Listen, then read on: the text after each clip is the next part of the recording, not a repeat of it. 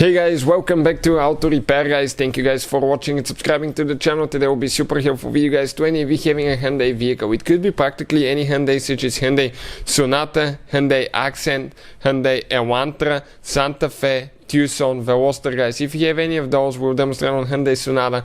And you have, guys, engine light on and any of the following 6 codes. I'm talking about code P0136 137 138 139 140 or 141. Stay with us, we will explain what most likely causes that, top 3 things, how to fix it, guys, okay, how to test the sensor that causes that, and what tools you need if you need to replace that sensor, because without that tool you can cause quite a bit of damage, guys, to the catalytic converter and the sensor itself.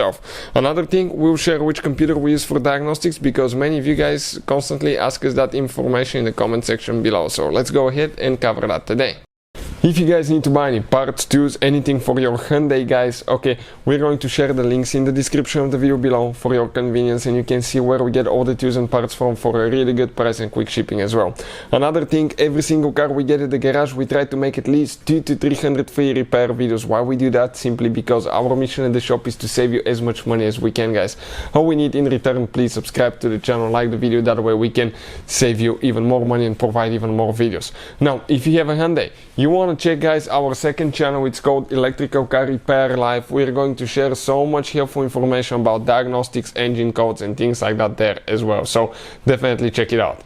Specifically 2013 Hyundai that we'll demonstrate on. This is a 4-cylinder engine. The video will apply to most 3 and 4-cylinder Hyundai engines, guys. Hyundai mostly here in the US uses the 4-cylinder engines. This is the intake manifold, the black part where the engine gets its air and fuel from. On that side is the intake manifold. On the back side you have exhaust manifold. That's where, okay, the exhaust gas, when it's burned, comes out of and goes to the tailpipe.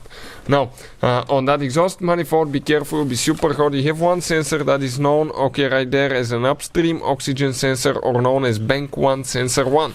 Then you have one more sensor that's right underneath this one. We'll show you where it's located in a second. It's known as Bank 1 Sensor 2 or downstream oxygen sensor.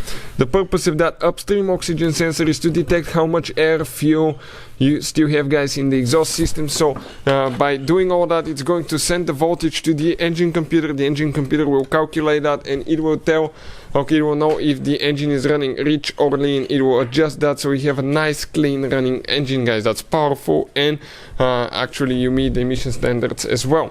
The purpose of the second sensor that's right after this one, it's usually on the catalytic converter or right after the catalytic converter on your Hyundai, will detect if the catalytic converter is doing its job. Now, we'll explain where it's located in a second. Let me show you guys about the computer here, the diagnostics. This is the tool. We will put the link in the description of the video below.